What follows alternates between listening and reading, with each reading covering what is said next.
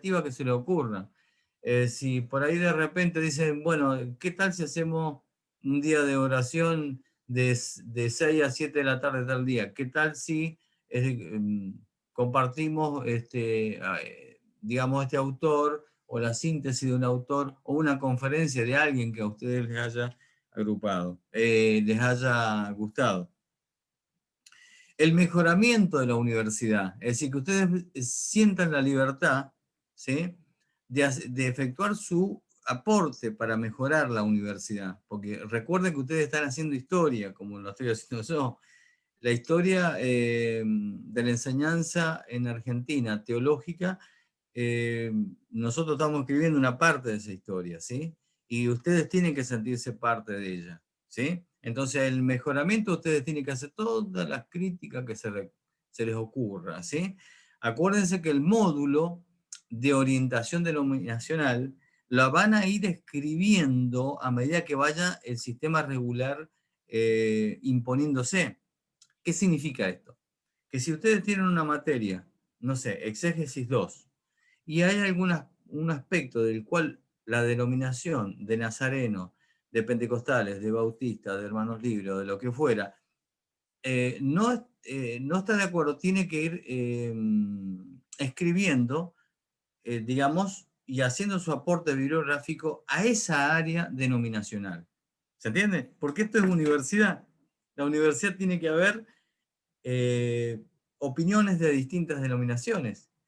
En mi ánimo está que ustedes saben que el movimiento protestante nació prácticamente atomizado, y eso no ha cambiado hasta el día de hoy, ¿sí?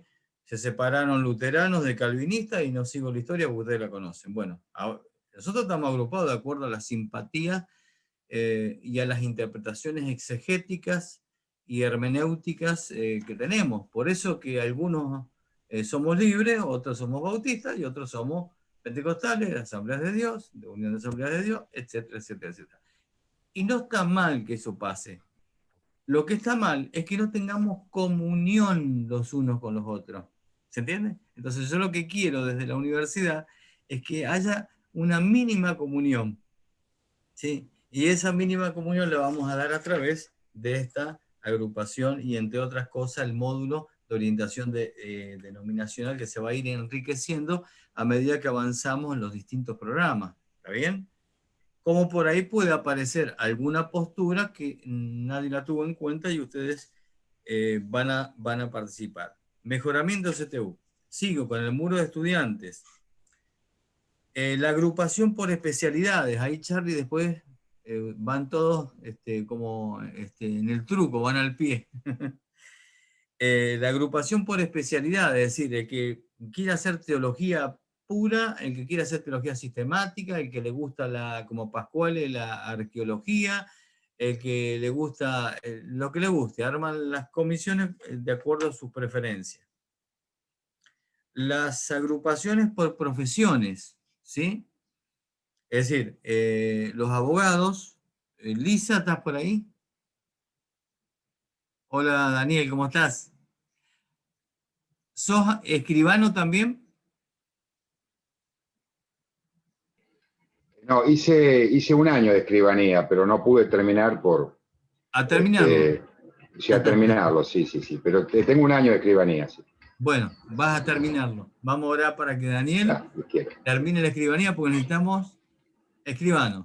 ¿Quién está ahí? Laudonio, ¿no está? Creo que es Marcelo Laudonio, ¿puede ser? Hilda. Marcelo Laudonio, ¿no? Mariano. Ah, está, Mariano, perdón. Les cambio el nombre a los estudiantes toda la vida, así que no pretendan que ahora a los 64 años, que cada vez nos ponemos más viejos. Daniel, ¿cómo estás? Mariano Daniel, ¿no? Sí. Mariano, ¿vos sos escribano también? No. No, yo soy abogado. Terminé de escribanía. Nos mandamos a estudiar a Mariano. Bueno. Sergio Balestrero es abogado y escribano. ¿Dónde está Sergio, que no te veo? Está muteado. Bueno, ya después nos agrupamos así. Ciencias de la salud. Médicos, ahí creo que está Arias, Jorge, y Carbonell, ¿no? ¿Está por ahí? Sí, sí, no está, pero Y sí. Grisel Lewis, que también en el área de ciencias de la salud, ella tiene una maestría en enfermería y es Guillermo, profesora. ¿Cómo? Guillermo, ¿Qué Guillermo? Guillermo también, el que estaba antes de Grisel encargado del grupo. Ah, sí, sí, sí, sí, sí. Ricardo Llano. Ah, Sí, sí, hay Ricardo. varios. Ricardo, No, Ricardo. no, no importa, todo no, se equivoca el rector, así que todos están autorizados a cambiar los nombres.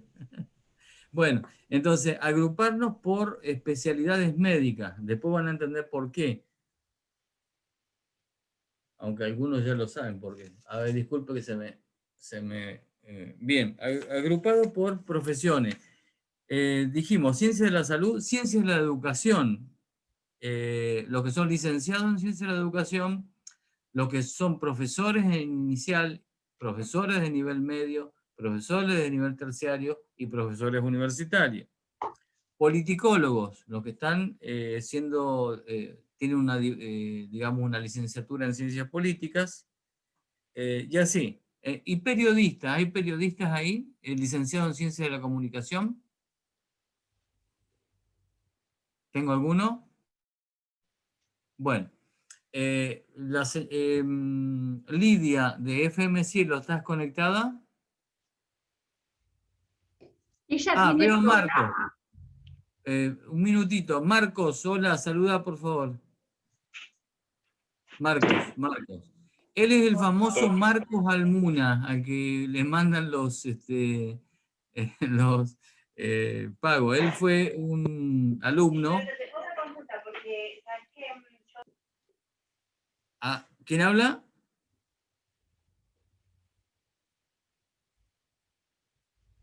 Bueno, Marcos me sufrió como alumno de matemática, creo, ¿no? Como matemática. Bien. Matemática financiera. Ah, matemática financiera. Matemática financiera. Así que por eso lo puse a él en la parte esa. Bueno, Marcos le va a estar mandando a ustedes el archivo de Word, sé que son las 23 páginas para tesina, y el otro libro más pesado, que ya es de nivel universitario, para los que quieran ampliar y tengan ese nivel. Pero no quiero dejar a nadie afuera, ¿sí? No quiero dejar a nadie afuera. Bueno, entonces, vuelvo al periodismo. Hay un hermano que ustedes lo deben conocer ahí. Ay, se me fue el nombre. Luna, creo que es licenciado, tiene un programa, la Radio Buena, es de los Hermanos Libres, Radio Buena o algo así. Balbuena, David Balbuena, ¿lo conocen? Sí, ahí veo que Marcelo Jaime lo conoce. Perfecto, Marcelo está por venir a Neuquén, que tiene su tío que es anciano acá, es sobrino Fernando Pérez. de Fernando Pérez Quintiana, exactamente, que él es además profesor de la universidad. Bueno, él, junto con otro licenciado en Ciencias de la Comunicación de acá de Neuquén, van a colaborar junto con FM Cielo para elaborar una currícula. Fíjense, yo quiero que podamos elaborar una currícula para producir, proponer a Estados Unidos un plan de estudio corto de comunicadores sociales cristianos. Pero para eso necesito que tengan la diplomación, el reconocimiento académico en una universidad pública o privada. ¿Se entiende? Así que oren por eso, oren por esos hermanos. Ellos desinteresadamente van a armar una currícula básica para que podamos tener hermanos capacitados en el área cristiana y podamos llegar con el Evangelio a todas las personas y capacitar a las cientos de miles. Ustedes saben que ponen por ahí cada radio cristiana que se agarran de los pelos, ¿verdad? Es decir, se agarran radio cristiana donde escuchan, yo no lo comparto, o sea, los bendigo, si alguno conoce a Cristo a través de eso, pero no me parece que algunas cosas como expulsar demonios, ese tipo de cosas, hacerla por radio para un público así, ¿quién lo va a escuchar eso? En fin, ustedes ya conocen más o menos mi pensamiento bautilibre. Doctor Mercado, Bien, le quedan 2 sí. minutos. Ah, ok, gracias. Bien.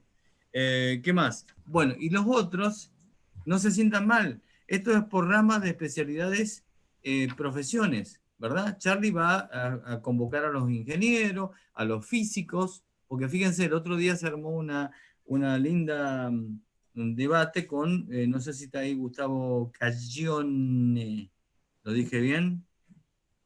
Gustavo, ¿estás por ahí? No, bueno, Cagiano. cuando yo hablé Es de Gustavo Cagiano, doctor. ¿Cómo? Con A. Es Gustavo Cagiano. Cagiano, A ver, perfecto. repita después de mí. Sí, Cagiano. Cagiano, gracias. Es un divino. Omar es un divino, ¿no? Así me gusta, ¿eh? Así me gusta que sean, ¿sí? Acá no hay, acá no porque yo soy rector, no, acá somos todos iguales, yo estoy aprendiendo junto con ustedes, bien. Cagiones, ¿no? No, Cagiano, ya está. Pone un poco de humor. Bueno, entonces, se armó un debate con respecto de lo que yo he sido formado de los millones de años de las eras geológicas y todo lo demás. Bueno, qué bueno es tener físicos, ¿sí?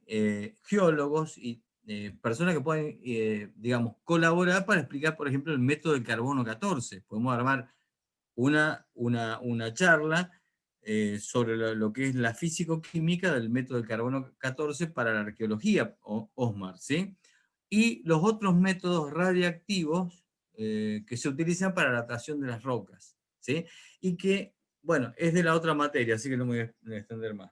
Bueno, ramas de actividades, el que es comerciante, el que es plomero, el que es gasista, que es, no se sienta excluido porque estábamos hablando de profesionales, no. Cada rama de actividad va a Charlie y dice, yo quiero armar una agrupación de esta área. ¿Estoy bien con el tiempo, hermana? No.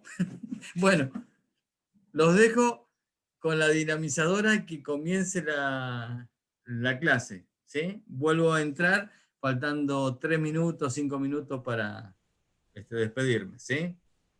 Bueno, gracias, doctor. Bueno, ahora tenemos que cambiar el chip. Vamos a cambiar al otro disco y vamos a hablar de la hermenéutica. Tenemos una hora, más o menos, ¿no? Así que si son 4 preguntas, vamos a tener que ser bastante estrictos en el tiempo. Bueno, los temas que tiene el apunte que nos ha dado la universidad, en primer lugar habla de hermenéutica bíblica. El segundo punto, cualidades de un intérprete de las escrituras, cualidades espirituales. Después el tercer punto que toca es métodos de interpretación.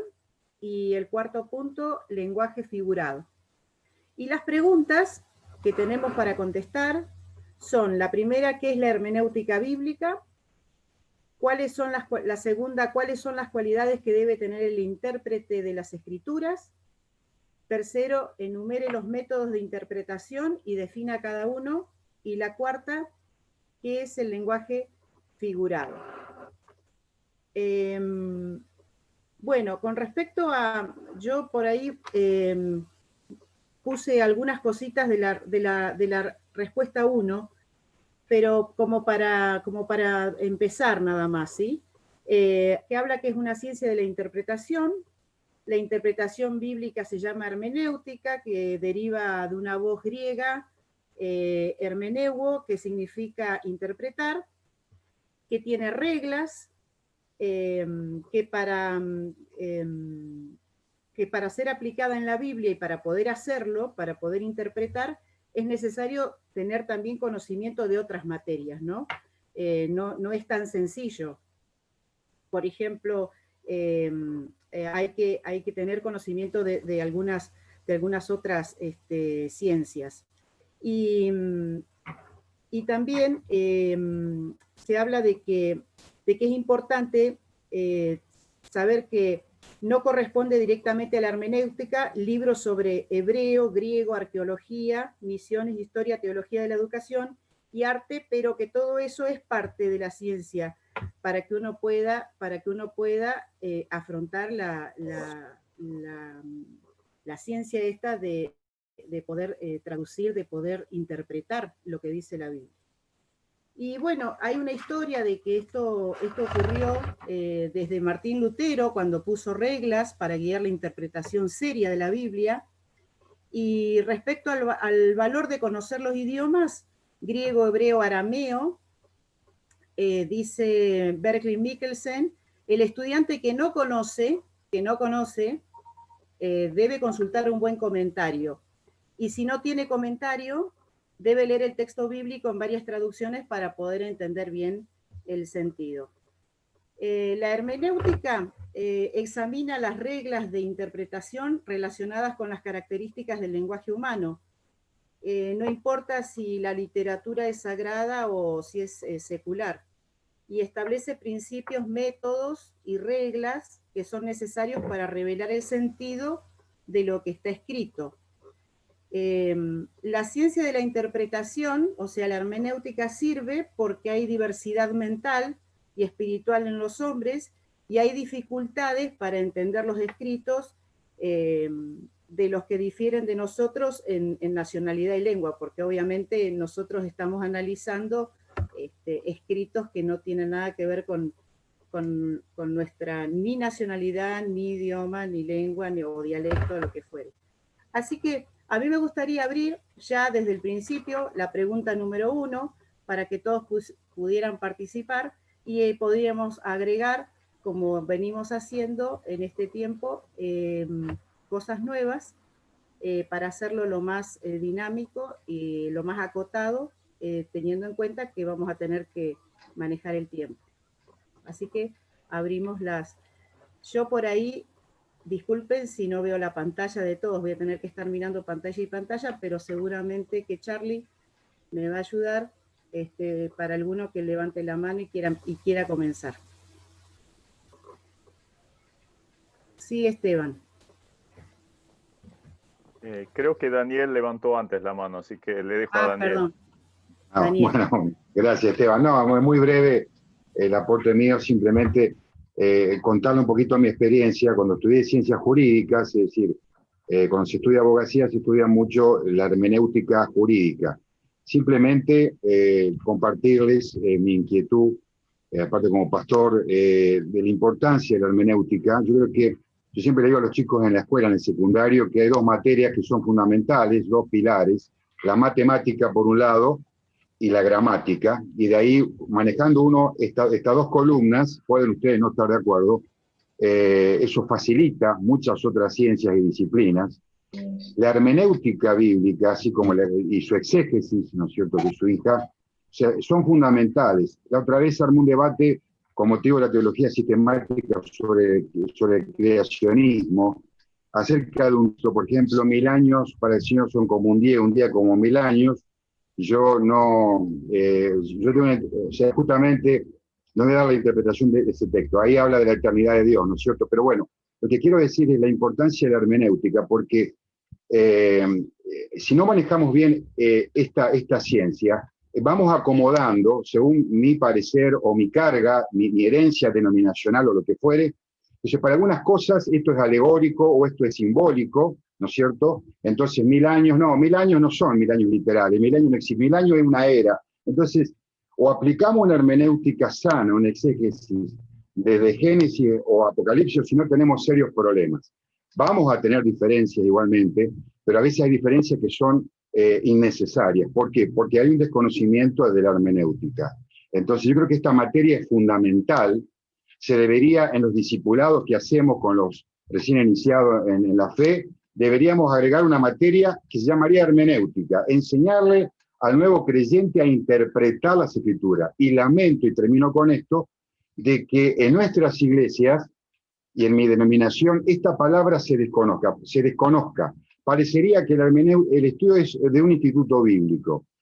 No es una crítica, simplemente es una realidad objetiva que yo veo. Así que ojalá esto pueda servir para que también, hablando de la práctica denominacional, nos sirva para enseñarle a nuestros miembros, a nuestra iglesia, la hermenéutica, ¿no? Nada más.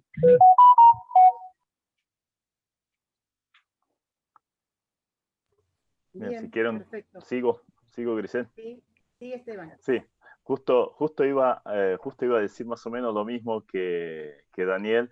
Estoy completamente convencido de la profunda necesidad que tenemos de implementar el estudio de la hermenéutica en nuestras iglesias. Hay mucho desconocimiento de cómo estudiar, interpretar, entender la Biblia, y bueno, solo adhiero a lo que dijo Daniel. Pero me gustaría añadir tres versículos nomás. El Señor Jesús mismo dijo en Juan 5:39, escudriñáis las escrituras porque en ellas halláis vida eterna y ellas son las que dan testimonio de mí. O sea, ya nos está diciendo, escudriñan la Biblia, porque ahí van a entender primero lo que es la salvación y después todo lo necesario para la vida del creyente.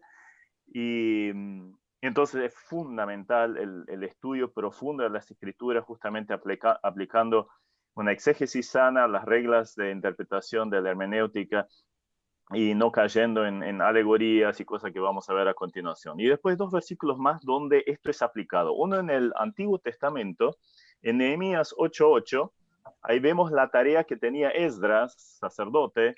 Dice, y leían en el libro de la ley de Dios claramente y ponían el sentido de modo que entendiesen la lectura.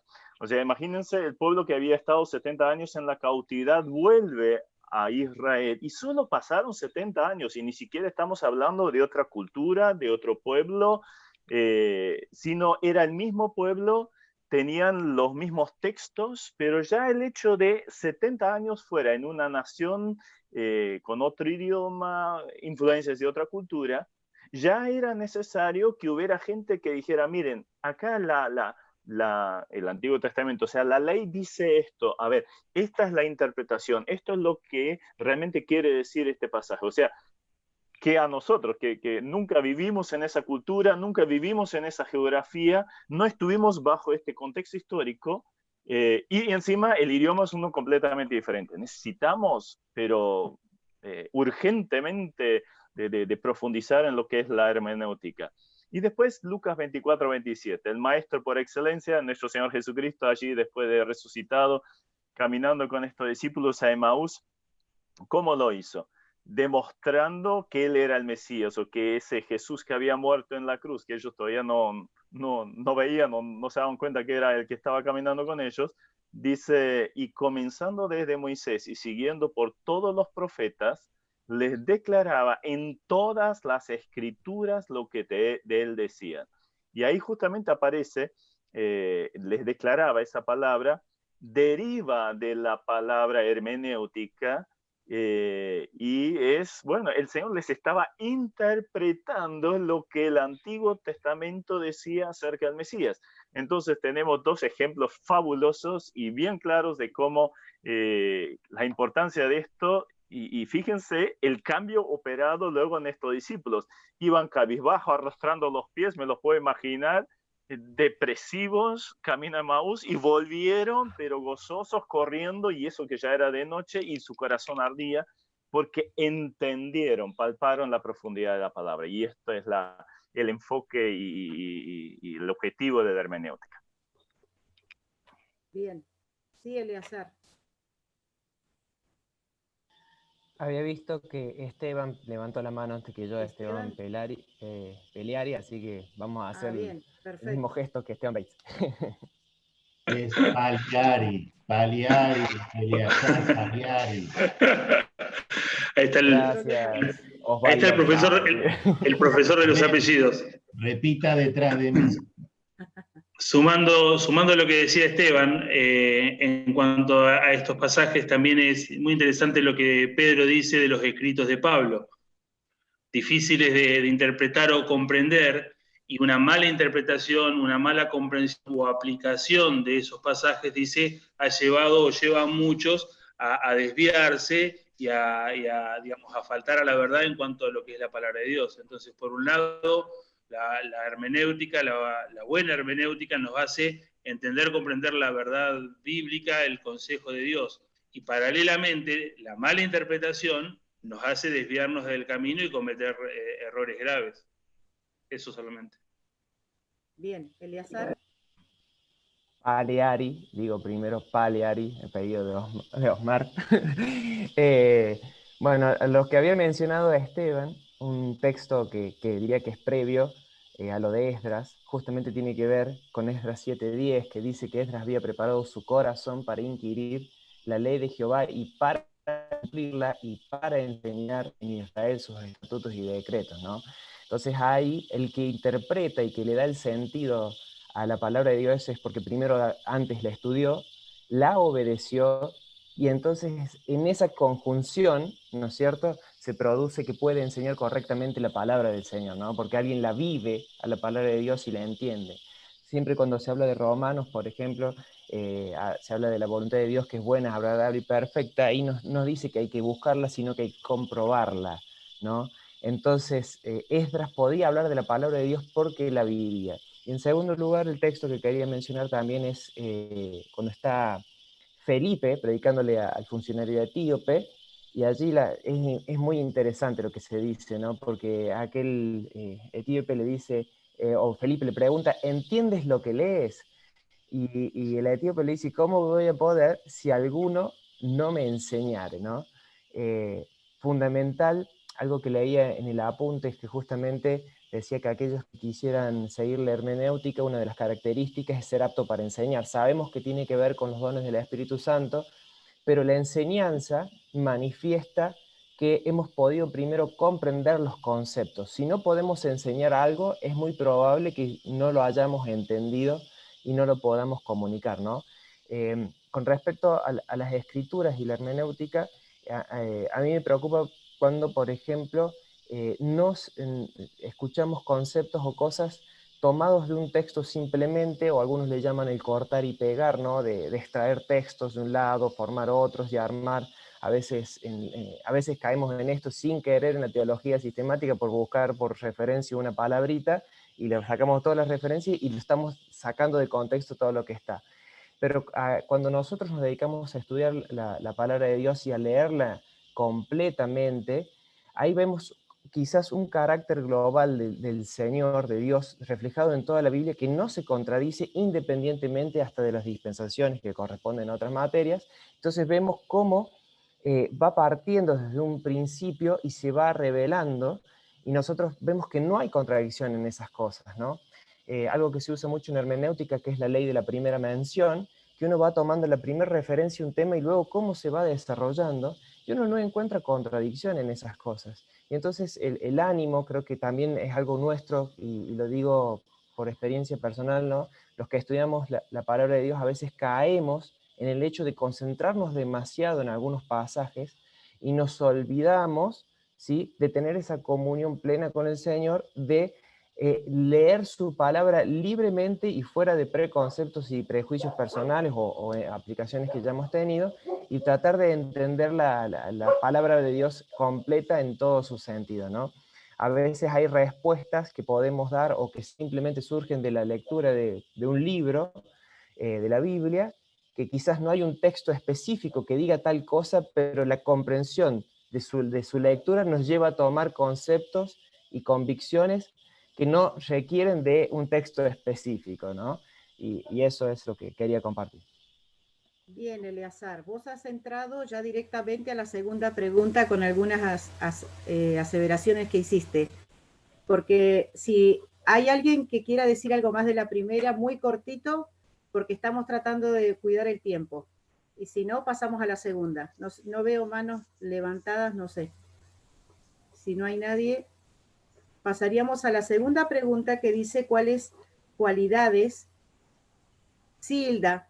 Ahí está Hilda. No, para la segunda, ¿eh? Ah, bien, estás votando. Entonces, ¿cuáles cualidades debe tener el intérprete de las escrituras? Con respecto a eso, dos cositas que dice más o menos los apuntes que tenemos. Habla de la mente, habla todas las capacidades de la mente, o varias de las capacidades de la mente, y habla del criterio. Y con respecto también habla, o sea, qué criterio debe tener, como un criterio sano y sobrio, mente sana y bien equilibrada, capacidad para percibir. Después habla de que tiene que ser apto para enseñar. Así que abro la pregunta para que la podamos responder. ¿Quién quiere empezar? Hilda. Empiezo. Bueno, vos nombraste ahora y al principio que tenemos que tener una mente sana y equilibrada. Y ahí me remontaría a Filipenses cuando el Señor habla acerca de la mente, todo lo bueno, todo lo perfecto, etc. Es importantísimo esto, porque de acuerdo a lo que está en nuestra mente es lo que después vamos a dar. Una de las cualidades. Segunda cualidad. Yo creo que para hacer o practicar la hermenéutica correcta, una vez en la vida tenemos que haber leído la Biblia completa. Porque por ahí hablaron de que no sabemos ubicarnos en las dispensaciones, cambiamos los tiempos, la historia, y así sucesivamente la idiosincrasia de cada pueblo, de cada lugar. Una vez en la vida, la Biblia completa la tenemos que tener. Y si queremos ser, como el título dice, teólogos, tenemos que saber un poco más acerca de este tema. Tenemos que acostumbrarnos a preguntarnos nosotros, como hoy se usa mucho el coaching ontológico y trabaja con las preguntas que el Señor Jesús hacía.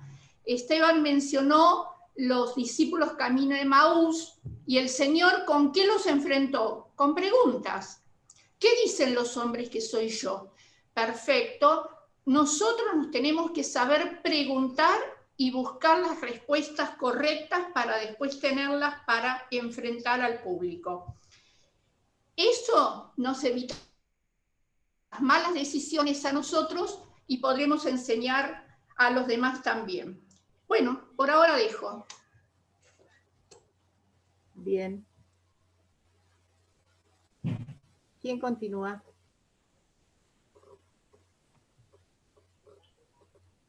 Sí, a ver, ¿no hay?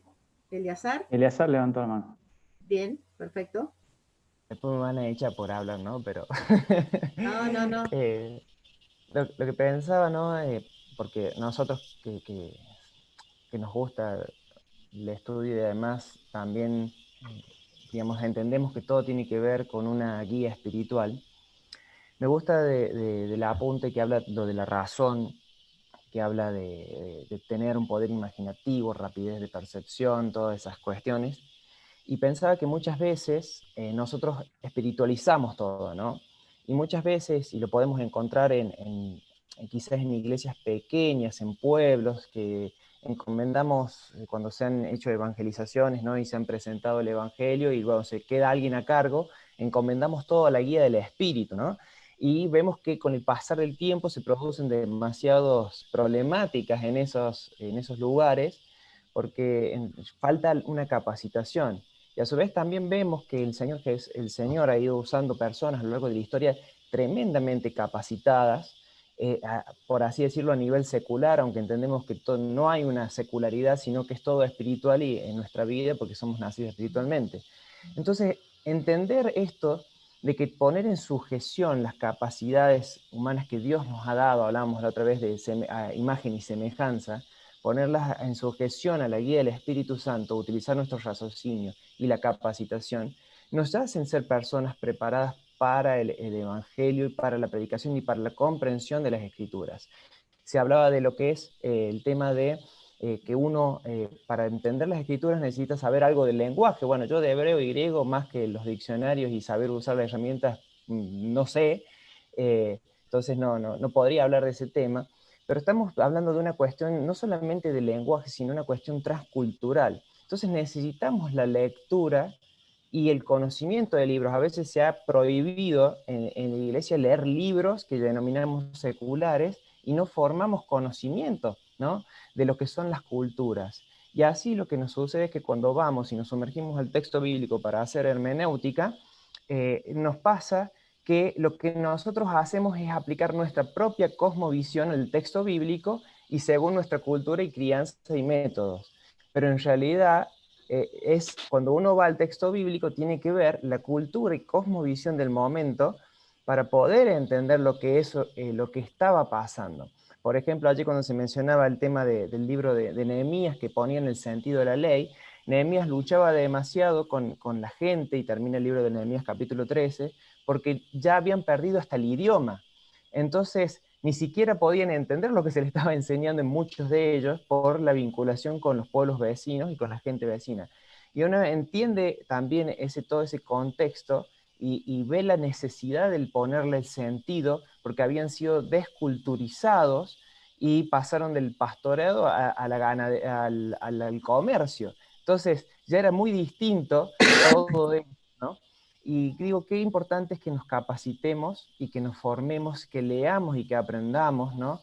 Porque si bien Pablo decía, todo esto lo tengo por basura, hebreo de hebreos, fariseos, en cuanto a la ley irreprensible, no por eso el Señor dejó de usar todo ese conocimiento que él tenía sobre filosofía o cultura griega, por ejemplo, cuando predicaba en Atenas o en Éfeso y demás, para exponer el mensaje en base a lo que los oyentes en su cosmovisión tenían acerca de lo que era un Dios, y en aquel caso el Dios no conocido, ¿no? Así que yo los animo a estudiar y a capacitarnos. Bien, tenemos a Antonio que quiere decir algo. Te escuchamos, Antonio. Gracias, buen día. Yo estaba pensando también dentro de las condiciones que hablábamos, el impacto que la palabra de Dios tiene que hacer en la persona que interpreta la palabra de Dios.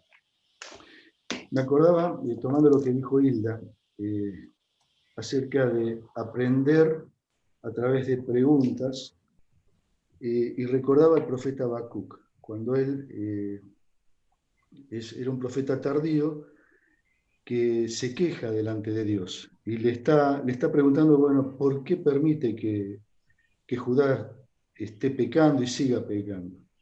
¿Y por qué Dios va a usar una nación para castigar a Judá, y una nación que era infinitamente peor que el propio pueblo judío?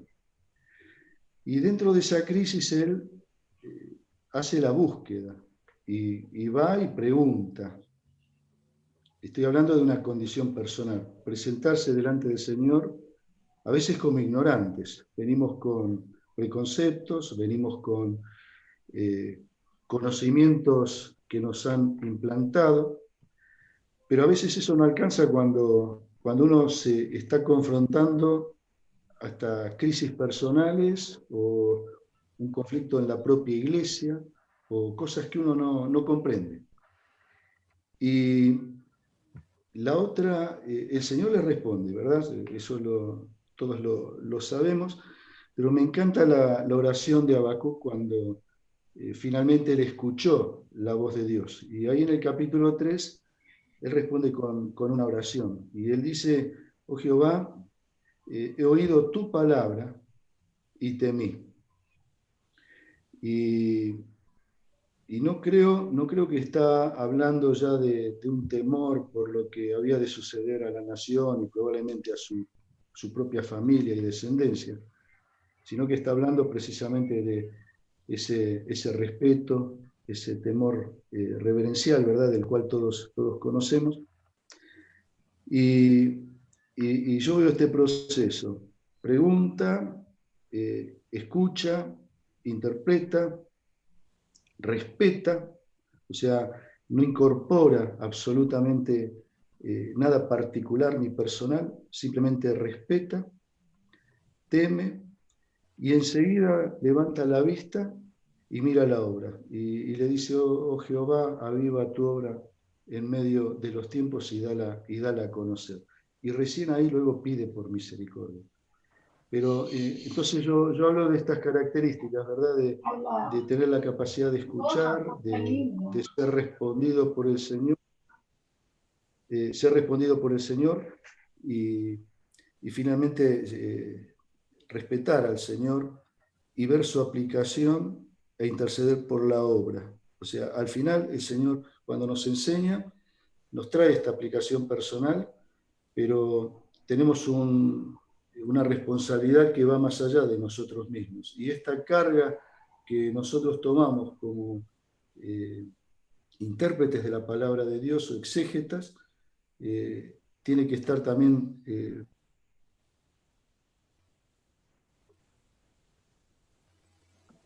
¿Se cortó? Se cortó la última. Sí, Charlie.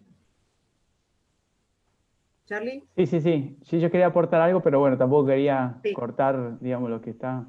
A ver si... Es que se cortó lo que él... Sí, creo que volvió ahí. ¿Antonio? ¿Está todavía?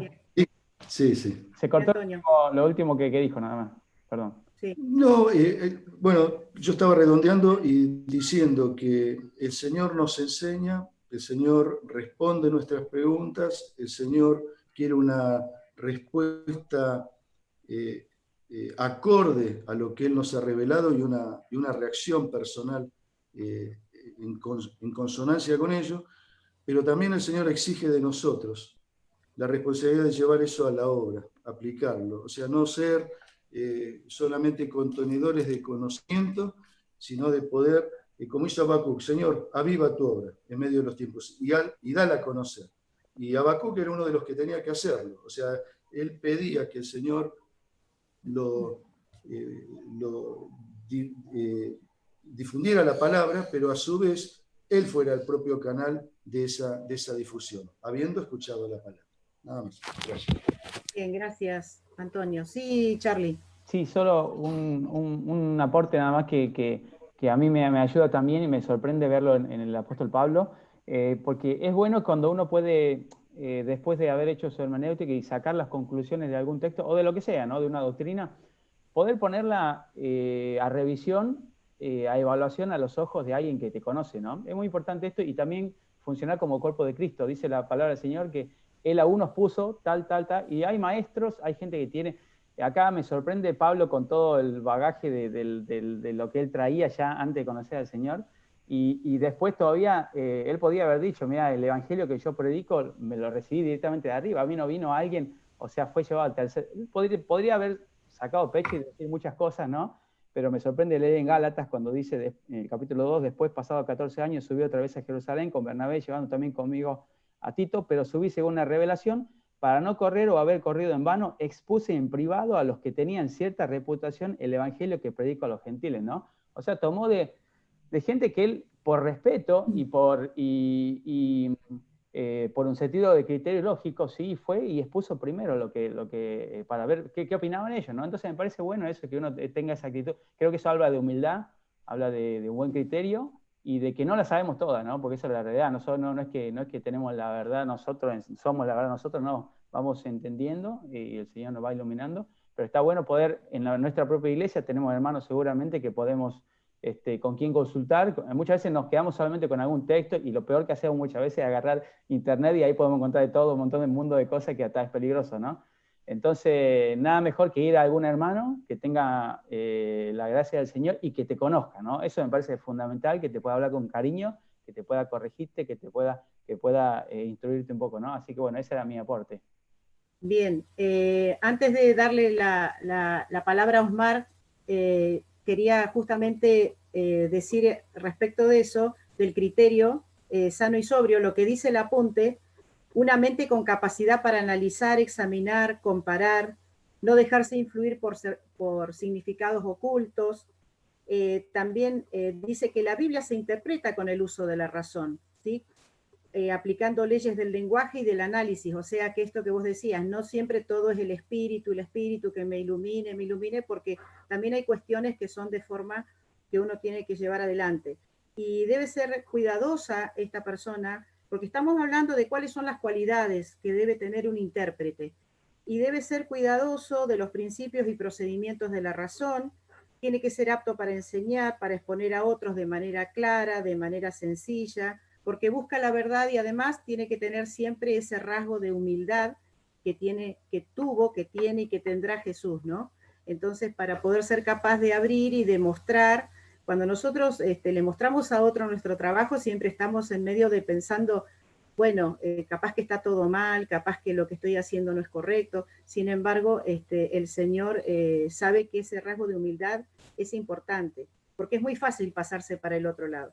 Y bueno, y después decirles a todos que tratemos de decir alguna cosita cortita sobre las cualidades espirituales. Alguna ya lo dijo, me parece, no me acuerdo quién fue, esa disposición para buscar y conocer la verdad, y bueno, y el deseo sincero de alcanzar el conocimiento y la verdad. Dejo a Osmar que continúe.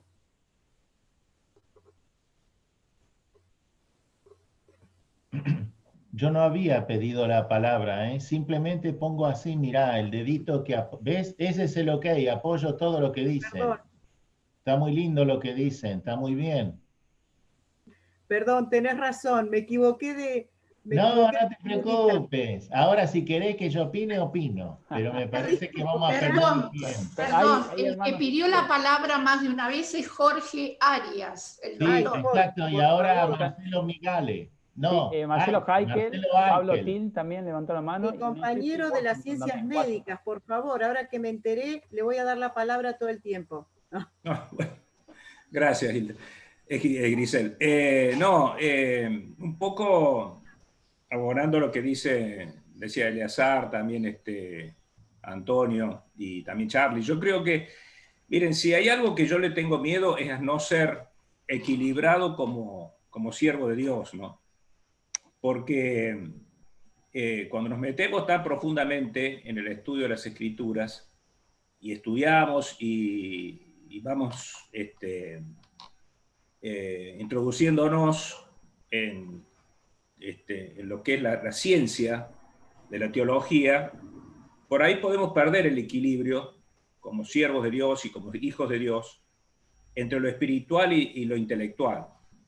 Y entonces ahí es cuando tenemos que pedirle a Dios que nos ilumine y nos hable y nos permita poder ser equilibrados en eso. Y creo que un poco también lo dijo Grisel, necesitamos también la humildad para entender que solamente somos instrumentos. Y me parece que fue Charlie que dijo también algo que fue muy interesante, y es un poco lo que decía Pablo cuando leíamos los otros días en Éfeso, cuando hablábamos también de la importancia del conocimiento de las Escrituras, esa necesidad de entender que si somos algo y si aprendemos algo y si el Señor nos ha dotado de algo especial como para poder estudiar y tenemos la posibilidad de hacerlo, es porque nada más ni nada menos que quiere colocarnos en el cuerpo de Cristo, que es la Iglesia, para que seamos instrumentos útiles y partes y miembros del mismo cuerpo, para la edificación de la Iglesia.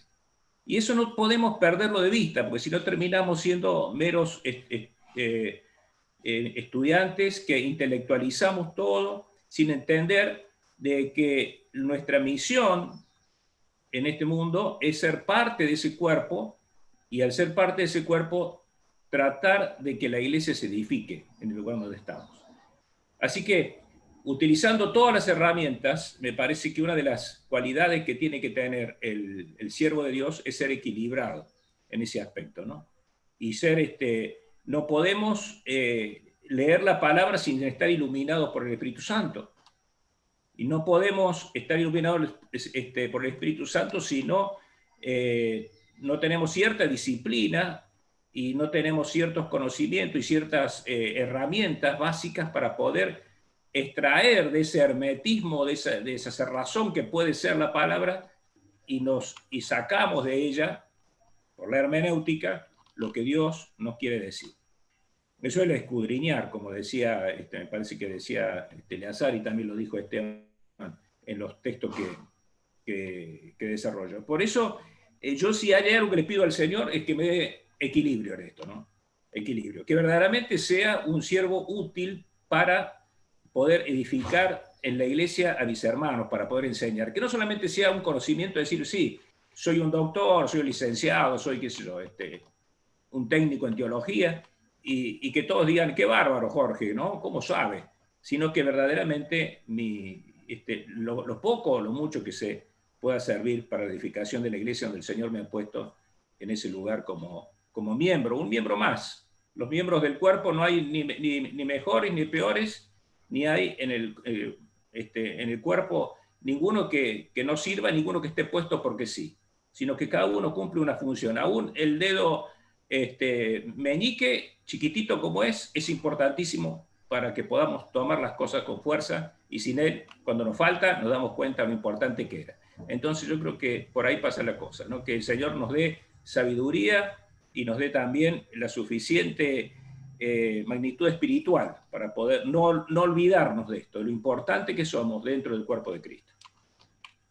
Bien, perfecto. Esa era otra de las características o condiciones que debe tener la persona que va a hacer utilizar la ciencia hermenéutica, que es tener comunión viva con el Espíritu Santo y no dejar jamás de orar.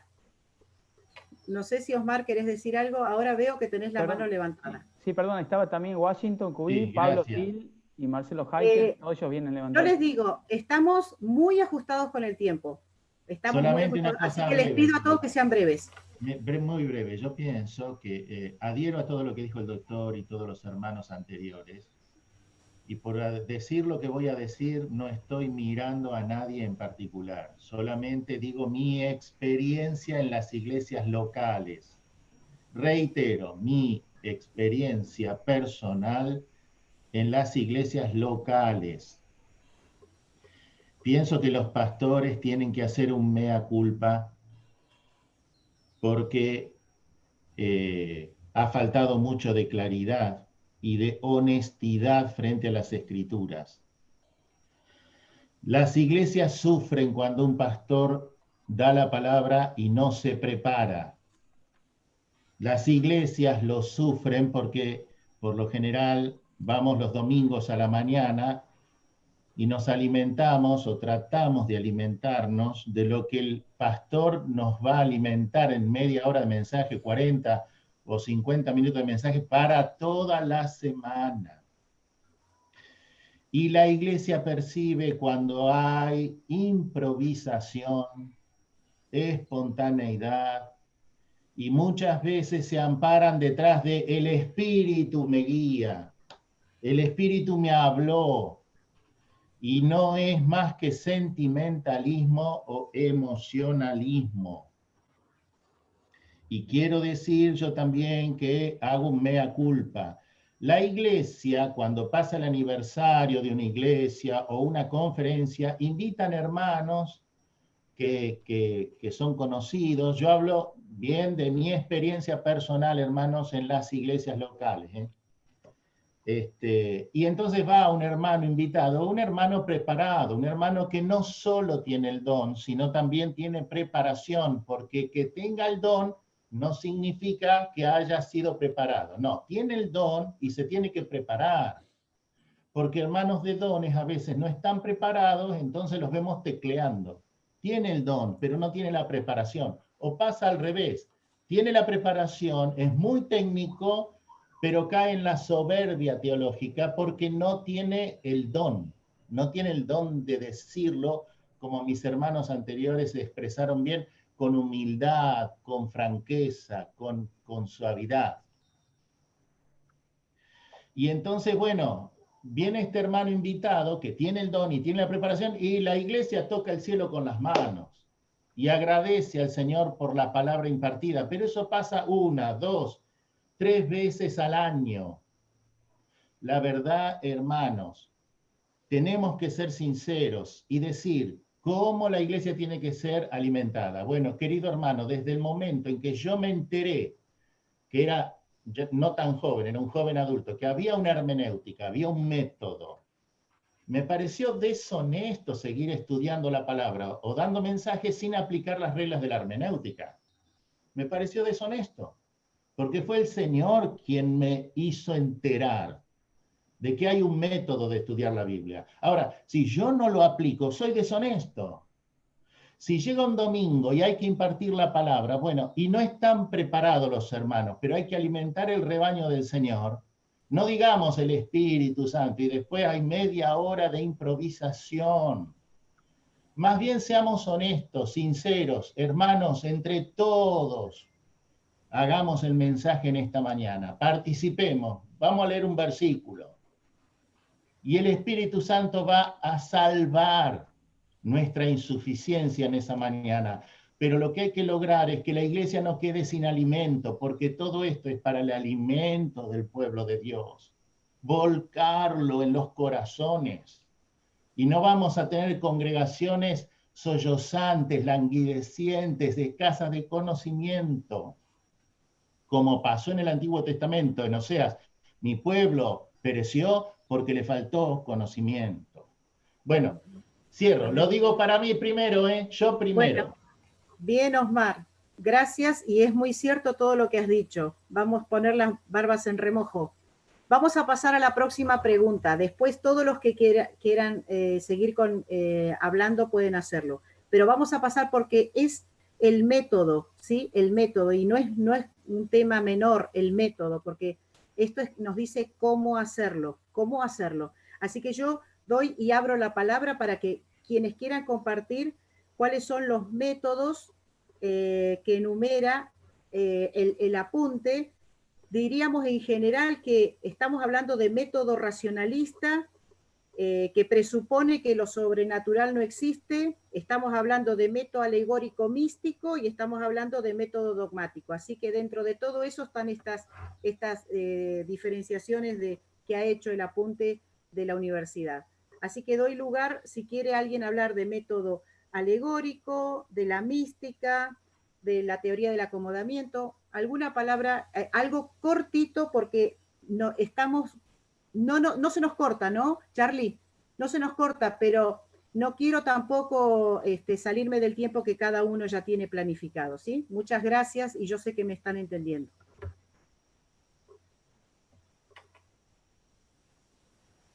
Alguien mencionó método alegórico por ahí. No me acuerdo quién fue, pero ¿de qué se trata?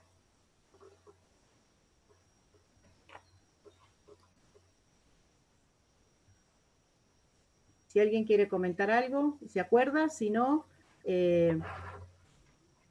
Daniel, a ver. Daniel Lisa. ¿Daniel? No, simplemente para contestar tu pregunta, es un método, el método alegórico es un método muy antiguo.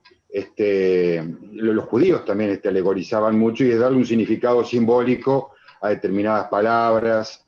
Hay un libro, ahora uno de ustedes me va a recordar, sobre las parábolas, un autor muy conocido, se me fue en este momento, donde él empieza su libro sobre las parábolas, justamente ahí vemos cómo estudiar las parábolas, ¿no? Hay que recurrir a la hermenéutica, qué es el significado de las parábolas. Este autor comienza su libro explicando cómo Agustín, el gran Agustín, alegorizaba la famosa parábola de buen samaritano, ¿se acuerdan? Que le daba a cada personaje.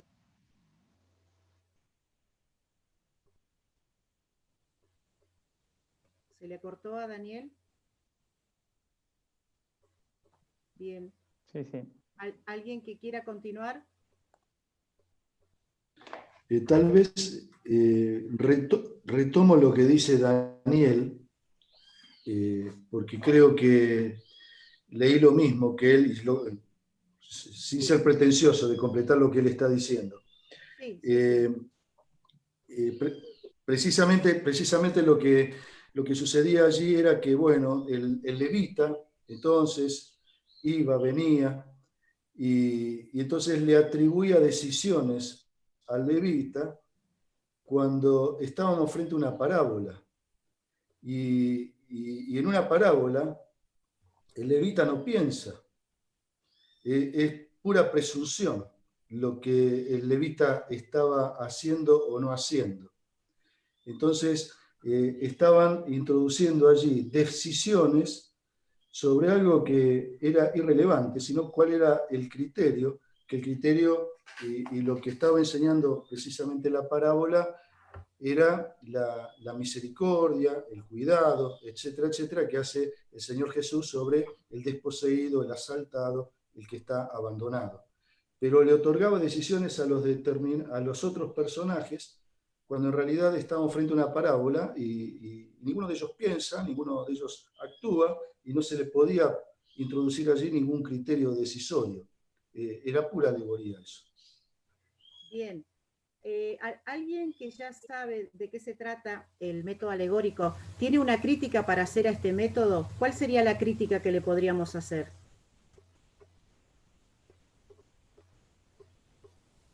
Yo, si quieren, Sí, Omar. la principal crítica es que la palabra misma te dice la alegoría. Uno no tiene que discernirla. Es decir, nuestro método es HGL, histórico, gramatical, literal. HGL, hay que grabárselo. Y eso te ayuda a tener un filtro frente a lo que lees. Cuando nosotros leemos, como el ciervo brama por las corrientes de las aguas, así clama por ti, oh Dios, el alma mía, la misma palabra te está diciendo la alegoría. O lo que en realidad no es una alegoría, sino una metáfora. Una metáfora. O un símil, más fácil. Porque el símil es la figura de dicción más fácil que hay. Porque te lo dice la escritura, te dice cómo. Ahí está, como el ciervo brama. Entonces te está diciendo, hay una similitud. Entonces es literal nuestro sistema de lectura y de interpretación. Porque la propia palabra te dice qué postura tenés que adoptar al leer ese texto.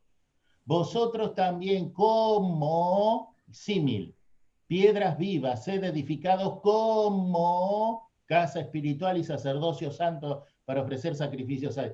Ahora, el problema lo tenemos cuando Jesucristo dice, yo soy la vid verdadera.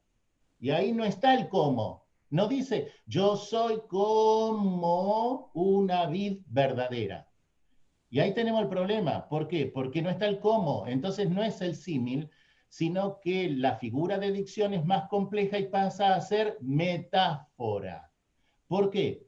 Porque Jesucristo no es una parra, pero te está diciendo cómo tenés que interpretarlo.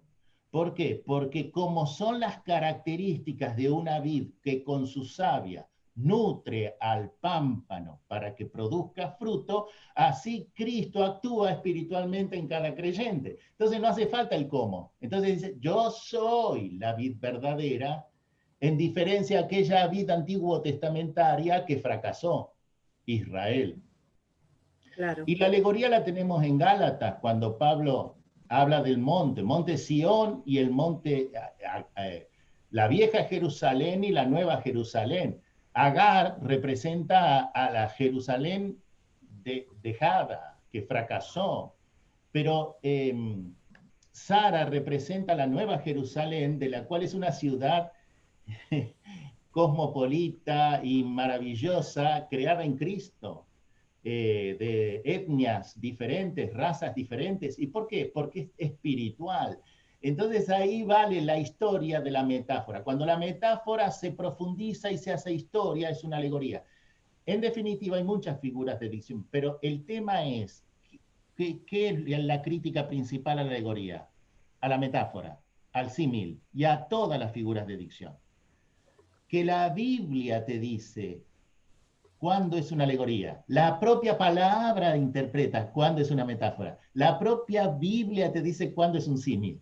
Y de esa manera no deja de ser literal. Bien, perfecto.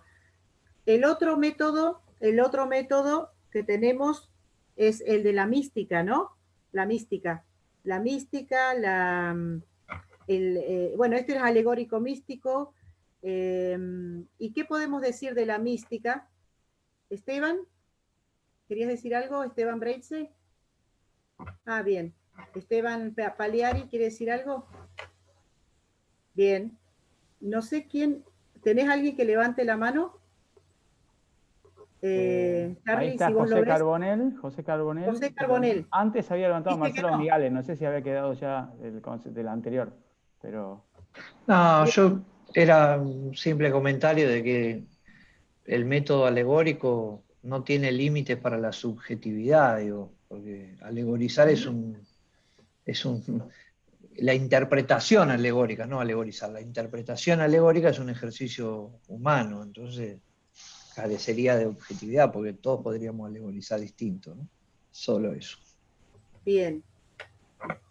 José Carbonell. Sí, José. Yo quiero aclarar, aumentando la confusión general que hay, que no tiene que ser ordenada la cosa, porque es claro que nosotros tenemos que entender que nuestro método es el histórico, el gramatical y el literal. Por eso somos hermanos que nos basamos en la palabra, en la interpretación del contexto gramatical e histórico. Todo lo demás está viciado de problemas, ¿no? Es decir, de situaciones que dependen del razonamiento, dependen de la posición que hayan tenido la persona. Entonces, necesitamos definirlo claramente, tenerlo definido claramente, como que lo alegórico es peligroso en el sentido de que siempre las ideas sobrepasaron los conceptos, digamos, contextuales o literales, mucha fantasía y mucho capricho de las personas que interpretaban ese texto. De manera que la alegoría es un primer paso. En segundo lugar, lo que es la mística, que está muy emparentada con la alegoría, y que también le ponían interpretaciones personales. Y la palabra dice que ninguna profecía, ninguna palabra es de interpretación personal. Por eso nosotros debemos tener cuidado de que sea, como escuché a Jorge decir, nosotros necesitamos una sola guía, que es el Espíritu Santo que vive en nosotros, para interpretar la palabra, porque ese es el autor de la palabra y que vive en nosotros el autor. Entonces nos hace interpretar la palabra. La palabra fue revelada, la palabra fue inspirada, pero la palabra hoy vuelve a nosotros como iluminada, como la iluminación del Espíritu, que es la obra del Espíritu Santo en nosotros, en la palabra. Entonces, cuando nosotros alegorizamos o nos volvemos místicos en interpretar la palabra, o tenemos este concepto que es el que sigue como el pietista, ¿no es cierto?, que vamos a estar mirando, y otros conceptos que le ponían mucho de la moral, del pensamiento personal, del contexto en que vivía la gente, entonces sí eso pasa a ser peligroso. Pero como dijo Osmar, creo que si tenemos claro que nuestra interpretación es contextual, es geográfica, es histórica y es literal, creo que vamos a tener un buen éxito en los métodos que apliquemos para, digamos, que la Biblia hable lo que quiere decirnos y no lo que nosotros pudiésemos interpretar. Bien, de manera perfecto. Que tenemos que tener claro los conceptos, porque si no, es muy difícil a veces después mezclar las cosas. Y a veces lleva a confusión de los hermanos. Imagínense, nosotros somos los que enseñamos, y si nosotros lo que enseñamos no lo tenemos claro, los que no lo que escuchan no van de nada. Bien, perfecto, José, muchas gracias. No, por favor. Como vamos a tener que redondear bastante porque nos queda muy poquito tiempo, yo quiero decir algunas cositas. La mítica, la moral y la acomodativa, que son todos métodos, son racionalistas, son teorías naturalistas y que niegan el elemento sobrenatural de la Biblia. Por lo tanto, nosotros la dejamos a un costado. La moral la de Kant, y tenemos que entender que más allá de que hay un método que es el histórico gramático, del cual habla también aquí, y es el más importante, y porque es el que nosotros vamos a utilizar, es bueno conocer, porque hay estudiosos que se han basado en algunas oportunidades en algo que está relacionado con otros métodos y que nosotros los tenemos a lo mejor como libros de los cuales consultamos. Entonces, es importante conocer realmente de qué se trata cada método. Por supuesto, vamos a elegir el método correcto y el recomendado, que como principio fundamental el método histórico-gramático tiene conseguir de las escrituras mismas el significado preciso que los escritores quisieron dar, ¿no? Y se aplica a los libros sagrados, se aplican principios, procesos gramaticales, sentido común, la razón.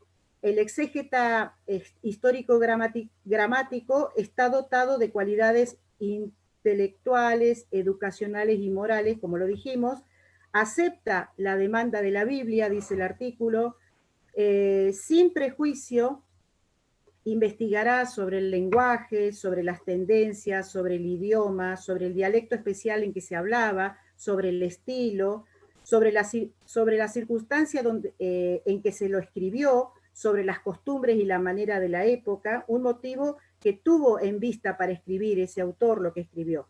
Así que ahora sí quiero que por favor digamos algunos aportes cortitos sobre método histórico-gramático, como para, y nos queda una sola cosita, que es el lenguaje figurado, que es algo muy cortito, que también lo podemos poner junto con esto. Tenemos unos 3 o 4 minutitos, no pasa nada si nos pasamos 2 minutos, ¿no, Charlie? Bien, ahora sí, los escuchamos. Marcelo Heitel está dando la mano. Sí, Marcelo. Gracias, hermanos. Bueno, no, quería, para diferenciar lo que es el método alegórico o el método místico que acaban de mencionar los hermanos, la gran diferencia que hay entre el histórico literal gramatical, el cual nosotros estudiamos en forma permanente, y es la única manera de interpretar la palabra de Dios a través de este método, por lo menos que es lo que nosotros entendemos así. El método místico, los dos graves peligros que se contraponen justamente con este histórico literal gramatical, son en primer lugar que la Biblia no tiene una sola interpretación. Cada pasaje de la Biblia para el método místico tiene muchas interpretaciones, contrario al histórico literal gramatical, que tiene una sola interpretación, para lo cual fue escrito en un tiempo definido, a un pueblo definido, a una historia definida, o una persona definida, o un personaje definido. Como por ejemplo, cuando vemos el libro de Daniel, ¿no es cierto? En capítulo 2, capítulo 5, capítulo 7, capítulo 9, nosotros vamos a encontrar justamente que Dios hablaba a través de Daniel, interpretando Daniel las visiones o los sueños que habían tenido algunos que imperaban en ese entonces. Y otro de los graves peligros místicos también del método místico que se contrapone con el histórico literal gramatical es que es propio solamente el místico de ciertos iluminados que pueden interpretar ellos la palabra de Dios, y es lo que no enseña justamente cuando estudiamos literal histórico gramatical. O sea que cualquier hermano lleno del Espíritu Santo, dominado por el Señor, capacitado por el Señor, como las Escrituras lo enseñan, pueden interpretar las Escrituras de la manera que fueron escritas por aquellos que los escribieron, pero justamente iluminados por el Señor, y bueno, que el Señor los ha utilizado para esto. Solamente eso quería decir. Bien. Perfecto. ¿Hay alguien más que está ahí para Jorge. decir algo? Jorge. Jorge. Un poco para también aportar que con respecto al método, ¿no? Hay que tener en cuenta que el método histórico gramatical literal no es que vaya a desdeñar o vaya a negar que haya alegorías o que haya metáforas o que haya figuras de dicciones distintas. Lo importante del método histórico gramatical es justamente ese hilo histórico que va tomando, esa unidad en todo el relato bíblico desde el Génesis al Apocalipsis, que nos hace ver que no tomamos, digamos, hechos aislados y los alegorizamos o le damos una interpretación que no tiene nada que ver con el contexto, sino que el mismo contexto histórico y gramatical y por lógico literal nos va a ir llevando a que no tengamos, a que, digamos, no negamos algunas alegorías que hay, ni negamos las figuras de dirección, pero no nos va a desviar en la interpretación porque todo está concadenado y todo está también, digamos, diseñado a través de la historia del relato bíblico que no nos permite desviarnos en ese aspecto. O sea, por eso creo que es bueno, digamos, aclarar esto, que no es que el relato histórico gramatical niegue las alegorías o niegue. Nosotros conocemos los antropomorfismos cuando habla de Dios y habla del brazo de Jehová o que Dios se arrepintió. Entendemos el significado y entendemos la metáfora, pero también decimos que Jesús caminó sobre las aguas y caminó sobre las aguas, no nos queda duda de eso, ¿no es cierto? Y tenemos la escatología y no nos queda duda de que va a haber una nueva Jerusalén que no va a tener nada que ver con lo que nosotros tenemos pensado. O sea, pero hay toda una concatenación histórica dentro de la gramática, de la forma, incluso del idioma, incluso de la forma gramatical en la construcción sintáctica del relato, y también de la literalidad con la cual nosotros leemos y interpretamos la palabra. Bueno, quería aclarar eso. Una cosita, dos palabras nomás, Grisel, dos palabras. Sí. Y quería acoplar el siguiente concepto. Tiene que ser histórico y gramatical, pero también literal. Claro. ¿Por qué literal? Porque es lo que refuta Sembler. Sembler dijo algo que parece muy lindo y parece muy bueno, pero no lo es. Dice que la palabra tiene el acomodamiento circunstancial de la época en donde se la está enseñando. Entonces, algo fue al principio y ahora tiene un significado ahora al presente, un principio de acomodamiento circunstancial que varía según las culturas. Bueno, hay que leerlo. Y eso es lo que lo refuta, la literalidad también, no solo histórico, gramatical, que te da la técnica del estudio y todo lo que dijeron los hombres. También hay un concepto de literalidad. La palabra es este volumen es la palabra de Dios. Entonces la literalidad con que uno va y el respeto, la humildad, primero lo estudia, histórico y gramatical como cualquier libro de ciencia, pero cuando uno te agrega al método literalidad, va con humildad, porque no es como cualquier otro libro, es la palabra de Dios literal, que ella me habla a mí. Yo voy a ella y ella viene a mí. Lo que desarrolló Martínez en su libro de hermenéutica, que recomiendo que lo tienen no que leer, sino tragar, y aprender de memoria si fuera posible. Y no, es una exageración. Pero lo que es el círculo hermenéutico, y el círculo hermenéutico es un círculo espiralado en 3 dimensiones, no en 2. Tiene 3. Yo voy a la Biblia como Juan 3:16, recién convertido. Y descubro recién convertido Juan 3:16, digo, qué lindo versículo. Ahora voy después de 30 años de convertido, habiendo tenido toda una vida en Cristo y en la palabra. ¿Cómo voy? No voy de la misma manera, Juan 3:16. Me he dado cuenta que hubo un proceso de intelección previa en que la palabra produjo efecto en mí. Y entonces es un círculo. Yo voy a la palabra y en realidad la palabra viene a mí porque es voz vigente, constante, latente de Dios, porque es literal. Y a medida que voy y ella viene a mí, crezco. Entonces es espiralado y ascendente el círculo hermenéutico, hasta llegar a la posición del amanuense o del escritor que sintió él. Y eso produce el cambio en la vida cristiana. Nada más. Bien, bien, Osmar, muchas gracias. Yo quiero darle la palabra a Washington porque me parece que quería decir algo. No sé si... ¿Puede ser? Sí, al principio venía diciendo algo y acá me estoy leyendo en lo que pone Pablo. El principio de Dios trasciende los tiempos, culturas y la aplicación actual. Y esto me ayuda a poder decir, yo soy de la selva y por la gracia de Dios he casado con una argentina, estoy acá en Argentina ahora, a donde murieron los 5 misioneros a 35 minutos de donde murieron ellos. Y ahí mi papá y mis tíos, ancianos de la iglesia, tomaron decisión por Cristo. Y quiero leerlo antes de contar todo esto, 1 Corintios capítulo 2, versículo 10. Pero Dios nos ha revelado a nosotros por el Espíritu todo lo escudriña, aún lo profundo de Dios. Queridos hermanos, al que no sabe leer, el Espíritu de Dios capacita. Y lo saben leer. Y ellos que no tienen letra, y ellos me proyectaron a mí para que metiera aún a este lugar por gracia, por otros hermanos que estoy justo apoyado. Y yo pienso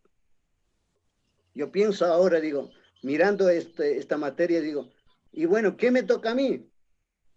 Yo puedo darlo a otros, yo puedo dar a la iglesia.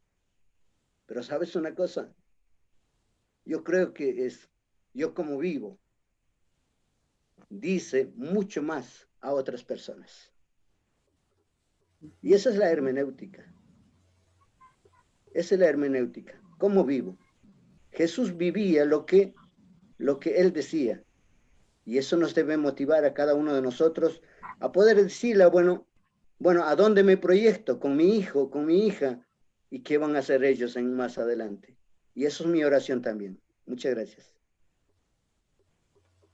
Bien, bravo. Bueno, doctor Mercado, tiene la palabra. Pablo quiere hablar un poquito. Gracias, no, era la pregunta anterior y bueno, Osmar nos ganó a Washington y a mí, pero el concepto es básicamente lo que estaba diciendo recién Washington y también un poco lo que dijo Osmar, pero desde el otro extremo. Osmar decía cuando hay debilidad en la enseñanza en la iglesia y pensar en el otro aspecto, cuando la enseñanza se queda en mi mente nada más y en mi escritorio y no la aplico, no la pongo en práctica. Discutíamos y decía Cristian Carbone sobre la regionalidad del ancianato y de las iglesias y todos estuvimos de acuerdo, pero ahora tenemos que ponernos en práctica y bajar esa hermenéutica, esa exégesis, ese conocimiento a la vida de la iglesia.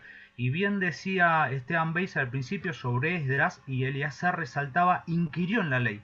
¿Y qué hizo? Reunió al pueblo y lo puso a leer la palabra y a explicarle. Y Pablo nos relata, nos dice, ocúpate en la lectura, la exhortación y la enseñanza. Son tres formas diferentes de la enseñanza bíblica y nos hemos concentrado en el culto de la plataforma.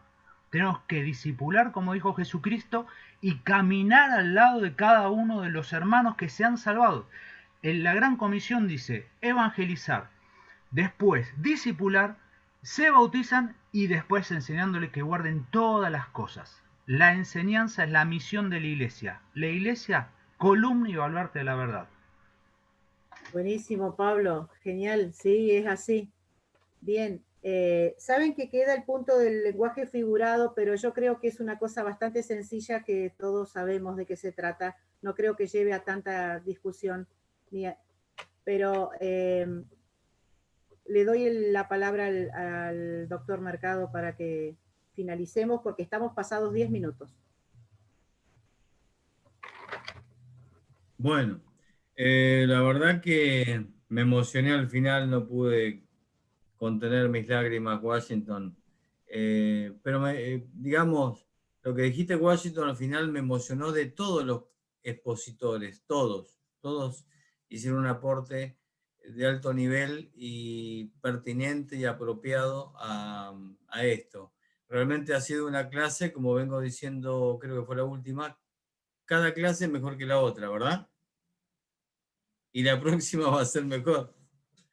Lo vamos a tener que aguantar nada más que a Osmar, pero Osmar va a coordinar, ¿no? Bien, Osmar, que coordinás a las 3, va a ser la misma modalidad que hace un rato, comienzo yo. Y a la noche cerramos con Hilda, ¿no? La coordinadora. Voy a hacer... Sí, Hilda. O no sé quién está. ¿Hilda? Hilda. Sí, Hilda. Bien, igual, similar a esto. Bueno, el tiempo se fue y me gustó mucho lo que comentó al final Osmar sobre el círculo hermenéutico que habíamos hablado antes. Habría que ampliar un poquito también, creo que algunos de ustedes ya lo conocen, el círculo hermenéutico de Paul Ricoeur, y tiene cosas muy interesantes, inclusive la de Karl Barth, el comentario que él hace a Romanos, ¿sí? Es algo interesante como para analizar como un modelo para eliminar a lo que es la hermenéutica de texto. Bueno, quiero terminar con esto, para no extendernos, porque saben que yo soy fanático del tiempo. Todo esto que yo pedía anteriormente en la introducción, de que se armen los círculos el muro de estudiantes de CTU de Argentina, y que se separen, se agrupen por especialidades, ¿sí? En teología, por ejemplo, el grupo de los hermeneutas, el grupo de los arqueólogos bíblicos, el grupo de, y así, cada uno de ellos, es porque una vez que ustedes se egresen dentro de poco, la Asociación Internacional de Teólogos Bíblicos, de la cual yo soy el director en Argentina, quiero tener la base de datos ya formada, en la cual cada uno de ustedes se va a agrupar. Primero van a empezar con este ejercicio dialéctico, el diálogo teológico, le llamo yo, ¿sí? Y estas agrupaciones en las cuales ustedes después van a formar parte del sector del Departamento de Investigación y Desarrollo. Acá se van a levantar, ya hay hermeneutas, arqueólogos bíblicos, teólogos bíblicos. A alguien le va a gustar la teología sistemática. Es decir, la idea va a ser enriquecer la universidad con cada uno de estos grupos que se van a ir conformando, primero como estudiantes, pero después ya van a pasar a un nivel superior ya con su acreditación como teólogos bíblicos internacionales. Estoy muy feliz, muy satisfecho. Realmente ha sido una clase maravillosa y nos vemos esta tarde a las 15 horas. Que Dios les bendiga. Bendiciones. Gracias a todos. Gracias, Charlie.